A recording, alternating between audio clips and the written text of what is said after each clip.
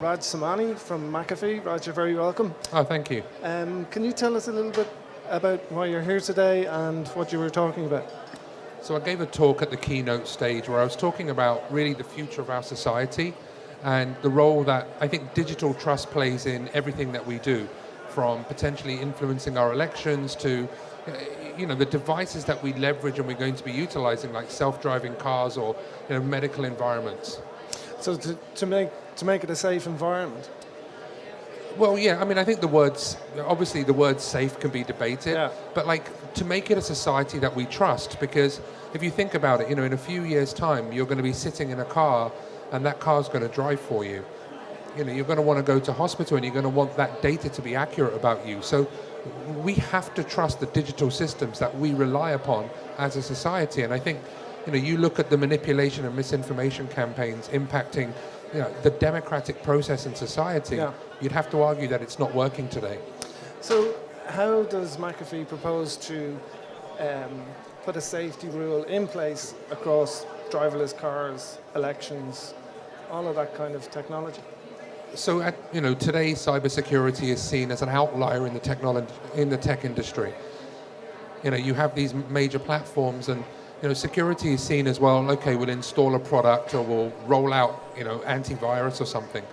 And it really begins at the fabric of what we do. It's not even, they call it security by design, but for me it's about the culture by which, these platforms are developed. Right. And working with, small startups, working with large platform providers, making sure that we integrate trust in every single thing that we do, for me, is absolutely imperative. So built-in trust from the ground up, basically. Well, it's the fabric of what we do. It is everything that we do has to take the consideration that, what will happen if this gets manipulated? What will happen if, somebody's able to influence? And, I actually did mention Brexit, which I realize I shouldn't do. It's like a scary word, but that's a key topic, because, you have to ask yourself a question.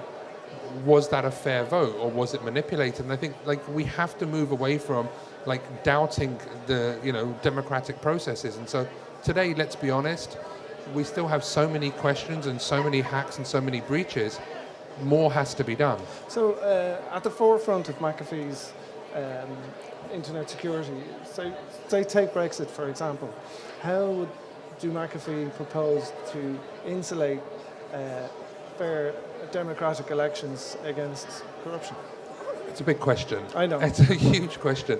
Obviously we have to make sure that the infrastructure is safe, the infrastructure is secure.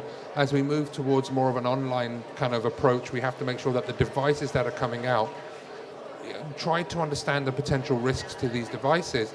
But I think more broadly, we have to work with regulators, we have to work with politicians, we have to work with governments to look and provide intelligence as to how things like platforms like social media are being used to influence public opinion. And so for me, it begins with the concept and the approach of introducing our expertise and our intelligence to make better decisions about our future.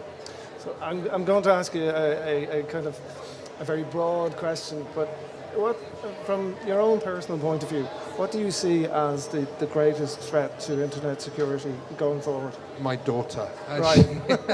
She is. For me, that's the most frightening part of it. I've got a young boy who's online, who's communicating with people that I don't know who they are. I've got a daughter who's online and producing videos, and I don't know who's watching those videos. And we have to accept that technology has had and is actually shaping the future of our shaping our future, shaping our children. And so for me, that's, as a father, probably the most concerning thing that I have, which is how do I create a safe environment for them? Yeah, that's a very good answer. Oh, and by the way, I love Dublin as well. You're very welcome to Dublin. Is it your first time here? No, I've been here a few times. And actually, people are really quite warm. And I tried this thing called Guinness bread. Oh yeah.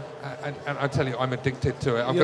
I've been Googling to see where I can buy it in London now. Yeah, I'm sure you'll find it there somewhere. I'm going to have to look for Maybe it. Kilburn. Yes, absolutely.